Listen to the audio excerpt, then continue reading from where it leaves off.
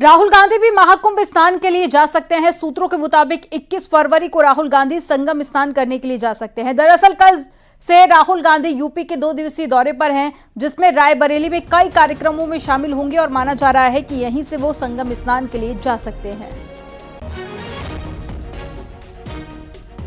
राहुल जी का 2 दिवसीय दौरा है, जो कि लखनऊ एयरपोर्ट पे उतरेंगे। वहाँ से सीधा बछरावा में हमारे एक विधानसभा स्तर का कार्यकर्ता सम्मेलन है। उसके बाद रोड साइड रिसेप्शन होते हुए मूल भारती जो यहाँ बच्चों का हॉस्टल है उसके अंदर बच्चों के साथ इंटरेक्शन करेंगे। उसके बाद फिर महिला संवाद है, जहाँ पे विभिन्न सोशल और महिलाएं जो वहाँ पे आएंगी विभिन्न फील्डों से, उसमें SHGs की भी महिलाएं आएंगी, सब लोग महिलाएं, उनसे इंटरेक्शन करेंगे।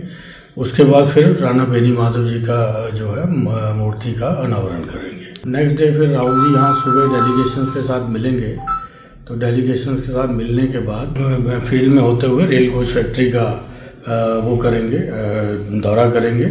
उसके बाद फिर युवा संवाद में भाग लेते हुए वापस लखनऊ लौट जाएंगे। राहुल गांधी कल रायबरेली जाने वाले हैं और ये 2 दिन का दौरा होने वाला है और इसमें संभावना जताई जा रही है कि वो प्रयागराज भी जाएंगे, कुंभ में जाएंगे और वहां पर स्नान लेंगे। और साफ तौर पर ये बताया जा रहा है कि रायबरेली से 2.5 घंटे की दूरी है, तो ऐसे में पूरी संभावना है कि वो वहां जाए। इससे पहले भी कई अटकलें लगी और खुद अजय राय ने बताया था कि 19 और 20 तारीख को जो है वो महाकुंभ जाएंगे। तो ये संभावना पूरी है और कुछ कांग्रेस के जो बड़े लीडर्स हैं और सूत्रों ने भी बताया है कि इस पर लगातार विचार किया जा रहा है। बहुत दिनों से कांग्रेस पार्टी जो है इस पर विचार करे, क्योंकि दूसरी तरफ जो बीजेपी है वो कहीं ना कहीं तानाकशी कर रही है। उनका कहना है कि चुनावी हिंदू है गांधी परिवार, तो ऐसे में महाकुंभ जाना गांधी परिवार के लिए भी बहुत ज़्यादा ज़रूरी है। और ऐसे में शुरुआती दौर से ये देखने को मिल रहा था कि वो फरवरी में जाएंगे। अभी तक ये अटकलें लग रही थी, लेकिन अब पूरी संभावना है कि कल रायबरेली जा रहे हैं। वहाँ पे कुछ अहम दौरे हैं, मीटिंग है, बैठकों का दौर है और उसके बाद ये माना जा रहा है कि राहुल गांधी कल प्रयागराज में जाएंगे और वहाँ पर डुबकी लगाएंगे। प्रयागराज पहुंचे कांग्रेस प्रदेश अध्यक्ष अजय राय ने संगम में पवित्र स्नान किया और स्टीमर से संगम नोस पर पहुंचकर उन्होंने स्नान किया और मां गंगा की पूजा अर्चना की। इस दौरान उन्होंने कहा कि कुंभ हमारा त्योहार है, पूरे कांग्रेस की इसमें आस्था है। साथ ही अजय राय ने महाकुंभ में श्रद्धालुओं की संख्या और व्यवस्थाओं को लेकर सवाल उठाए।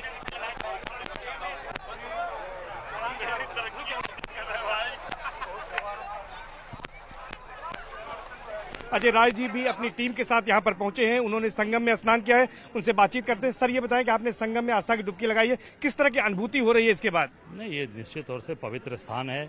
हम सब काशीवासी हैं, पवित्र नगरी काशी से आते हैं, तो हम सबका सौभाग्य है और हमारा इंतजार रहता है कि हम कब अर्ध कुंभ और कुंभ में आएंगे। तो मैं आया हूँ, आस्था की डुबकी मैंने लगाई है। देश के लिए मंगल कामना, आम जन खुश हो, प्रसन्न हो, देश तरक्की करे, इसके लिए मैंने मंगल कामना किया। सरकार का दावा है कि बड़ी दिव्य और भव्य व्यवस्थाएं हैं, इसीलिए बड़ी संख्या में लोग यहाँ पर पहुंच रहे हैं। आपने भी यहाँ व्यवस्थाएं देखी हैं, कैसी व्यवस्था है?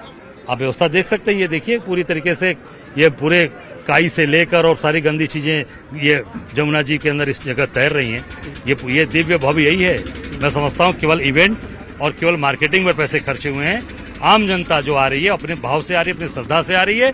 और निश्चित तौर से जो लोग आ रहे हैं मैं उनसे कहूंगा अपनी व्यवस्था से आइएगा, अपने संसाधन सामान लेकर आइएगा, नहीं तो यहाँ पर आएंगे तो परेशान हो जाएंगे।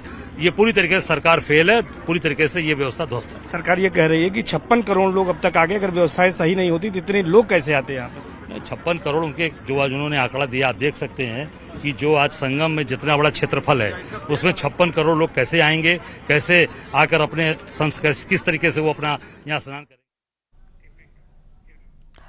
समाजवादी पार्टी सांसद अवधेश प्रसाद ने कहा कि महाकुंभ में मौतों का आंकड़ा सरकार नहीं दे रही है। हमारी भी सरकार में कुंभ के आयोजन हुए हैं और कोई भी समस्या नहीं थी।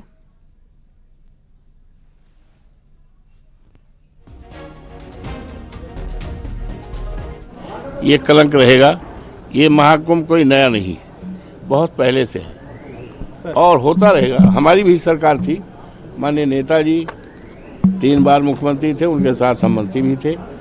माननीय हमारे राष्ट्रीय अध्यक्ष माननीय अखिलेश जी मुख्यमंत्री थे और शानदार महाकुंभ का आयोजन हुआ था और जिसकी तारीफ दुनिया के लोगों ने किया। और आज योगी बाबा के जब राज्य में ये महाकुंभ जिसका बड़ा प्रचार प्रसार किया है, न जाने कितने करोड़ रुपए का, और इतनी मौतें हुई हैं कि बाबा उसका हिसाब किताब नहीं दे पा रहे हैं। देहरादून से बड़ी खबर है। विधानसभा में हुई धामी कैबिनेट में भू कानून संशोधन प्रस्ताव को मंजूरी दे दी है। कैबिनेट ने प्रस्ताव को हरी झंडी दिखा दी है और इसी बजट सत्र में सरकार सदन में संशोधन प्रस्ताव को रखेगी। वहीं सीएम धामी ने कहा है कि ये ऐतिहासिक कदम राज्य के संसाधनों, सांस्कृतिक धरोहर और नागरिकों के अधिकारों की रक्षा करेगा, साथ ही प्रदेश की मूल पहचान को बनाए रखने में एक महत्वपूर्ण भूमिका निभाएगा। वहीं सीएम ने यह भी कहा कि हमारी सरकार जनता के हितों के प्रति पूरी तरह से प्रतिबद्ध है और हम हम कभी भी लोगों के विश्वास को टूटने नहीं देंगे।